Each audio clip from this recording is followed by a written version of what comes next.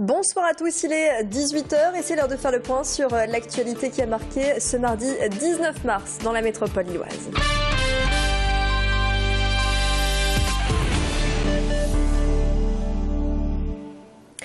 Et pour débuter ces infos près de chez vous, cette opération de grande envergure dans un camp de Rome à Lille Sud. Il était 6h ce matin lorsque les forces de l'ordre ont investi la centaine de caravanes de ce camp et procédé à des contrôles de papier. Toutes les issues de sortie ont été verrouillées par les agents dans le cadre de ces perquisitions, y compris les voies de chemin de fer situées à proximité. Au même moment, 8 autres camps de la métropole lilloise ont été visités dans le cadre d'une enquête sur des vols d'objets funéraires dans les cimetières, notamment des objets en bronze. Une certaine partie de ces objets a été retrouvée du côté de la Belgique. Au total, 12 personnes ont été interpellées ce matin et 350 policiers ont été mobilisés. Des images signées Olivier Milleville. Le pontificat de François a officiellement débuté ce matin. L'intronisation du pape s'est faite devant un parterre de 300 000 fidèles, des chefs d'État et des représentants de 134 pays qui étaient également présents sur la place Saint-Pierre. Le discours du pape s'est voulu simple. François s'est dit comme un gardien plein de bonté et de tendresse au service de l'Église.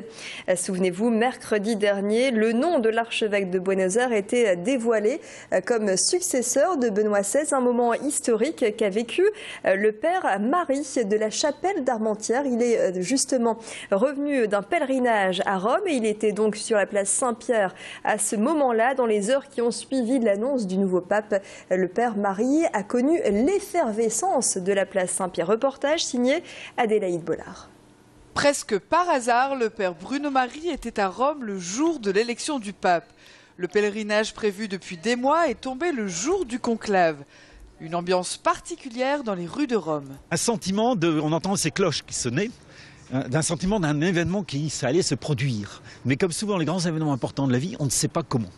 Et donc on est à la fois dans cette attitude d'attente, peut-être certaine appréhension en nous disant qui sera le nouveau pape. Et l'élection d'un pape, ce n'est pas tous les jours. On a l'impression de vivre un moment entre guillemets historique. Tous les acteurs sont là. Cette foule à la fois d'anonymes, de chrétiens, de romains, de gens venant des quatre coins du monde, parce que c'est ça aussi, ne serait-ce qu'au niveau des journalistes, ça venait vraiment du bout du monde. Et donc tous ces hommes, ces femmes qui étaient là, vivant cet événement en commun, ça a quelque chose un peu, pas magique, mais d'extraordinaire, oui. Et là encore, presque par hasard, le père Marie s'est vu remettre un souvenir qu'il garde aujourd'hui précieusement. Un exemplaire, une édition spéciale de l'Observatore Romano, qui est donc le journal officiel du Vatican, qui est sorti vraiment à 20h30. Donc vous voyez, 20 minutes après la publication de l'annonce de l'élection et du nom de l'élu. Et le nouveau pape François satisfait déjà le prêtre. C'est quelqu'un de très bien, on a beaucoup de chance. C'est quelqu'un qui est à l'écoute, qui est proche des plus pauvres, qui est simple. Et tout en ayant un sens du gouvernement, qui sait mener une équipe. Une histoire que le père Marie ne se lassera jamais de raconter. Hier, Martine Aubry annonçait la mise en place à Lille de la semaine de 4 jours et demi à partir de la rentrée 2014. La maire de Lille souhaite se donner le temps de la mise en place de ce nouveau rythme scolaire et opterait pour l'école le samedi matin avec un après-midi consacré aux activités périscolaires. Alors qu'en pensent les associations de parents d'élèves? Nous avons recueilli l'avis de la FCPE. Reporter la réforme à 2014 pour avoir un projet, c'est plutôt positif pour nous. Prendre en compte l'intérêt de l'enfant, c'est très positif. Donc je trouve que c'est une avancée pour les parents que nous sommes, de pouvoir avoir notre mot à dire et qu'on prenne le temps de la concertation. Pour nous, c'est plutôt positif. Ils ne lâcheront rien, les anti-mariages pour tous se mobiliseront ce dimanche. Des bus partiront de Lille pour rejoindre Paris où une grande manifestation est prévue. Ce matin, à la Madeleine, les militants ont distribué des tracts à la sortie du tramway. Objectif, rassembler le plus d'opposants à cette loi sur le mariage homosexuel adoptée par les députés à l'Assemblée nationale mais qui doit encore être votée au Sénat à partir du 2 avril. Écoutez le témoignage de ces quelques militants anti-mariage pour tous. La mobilisation est encore très forte et on vous attend tous le 24 à Paris. L'argument qu'on met en avant, c'est le droit des enfants à être élevés dans l'altérité. De garder du bon sens. L'enfant vient d'un père et d'une mère. Et voilà, c'est le bon sens avant tout. Quel que soit le projet de loi, un enfant naîtra d'un père et d'une mère. Forcément. Le printemps du cinéma se poursuit jusqu'à ce soir. 3,50 € pour une place de ciné au lieu de 10 €.